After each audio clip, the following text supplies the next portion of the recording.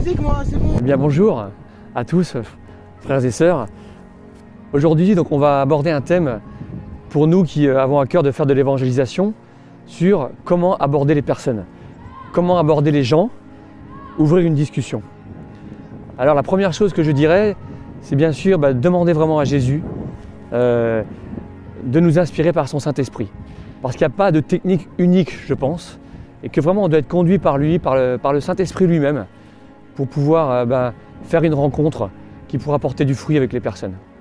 Et puis, je pense qu'on peut aussi tout simplement regarder aussi, méditer, réfléchir comment Jésus fait. Jésus a eu beaucoup de rencontres, et je pense que si on pense à ça, on regarde, on réfléchit à ce que Jésus a fait lui-même, on aura aussi des clés pour ça. Alors maintenant, je vais vous dire plusieurs points que j'ai eu à cœur. Je ne prétends pas que ce soit complet. Et puis après, on pourra peut-être faire des petites scènes, des petits exemples pour voir ce qui peut être pas mal et puis ce qui peut aussi être les erreurs à éviter. Premier point que je dirais dans les clés, c'est de créer vraiment la relation. Donc commencer, arriver, de dire bonjour, arriver tranquillement, simplement, en étant soi-même, en disant bonjour. Et je crois que le but, c'est de vraiment créer la relation, de créer la rencontre en rejoignant la personne. Jésus, quand il arrivait près des personnes, il disait « Qu'attends-tu de moi ?»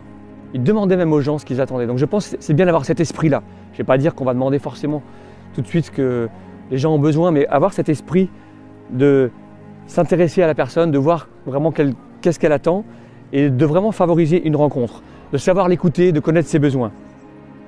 Après, je dirais aussi, c'est très important, ne pas venir supérieur. Si on vient avec la supériorité, ça va se sentir. Et je crois qu'on doit vraiment se situer d'égal à égal avec une personne et non pas en arrivant en se croyant supérieur et en donnant des leçons. Parce que le plus important, c'est même qu'elle sente notre amour, cette personne. Et donc être simple, spontané, venir avec joie vers ces personnes.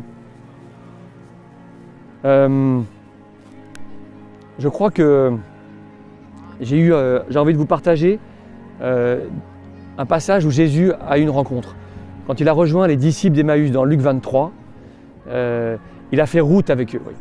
Et il les a rejoints là où ils étaient, dans le découragement. Et il s'est mis en marche avec eux et il leur a posé des questions sur pourquoi ils étaient tristes. Et ensuite, donc il les a d'abord écoutés et ensuite il s'est fait reconnaître. Il leur a expliqué, justement, il les a rejoints puisqu'ils ne comprenaient plus pourquoi Jésus était mort. Et avant de se révéler à eux, il leur a parlé des Écritures, il les a fait réfléchir, il leur a fait faire un chemin avec lui. Et je crois que ça c'est important, de créer un dialogue, d'écouter la personne, de faire un chemin avec elle, pour ensuite pouvoir apporter une réponse. Et Jésus a amené cette réponse et ensuite il s'est révélé à eux et ça a parlé à leur cœur. Et je crois que c'est ce qu'il faut qu'on cherche en fait. Se dire comment la personne que je rencontre, je peux la rejoindre pour créer le dialogue avec elle et pour que ça parle à son cœur.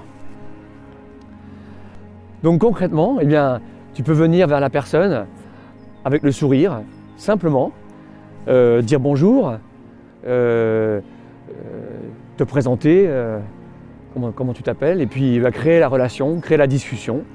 Et puis venir à parler bien sûr de Jésus, mais pas forcément tout de suite, c'est à toi de sentir. De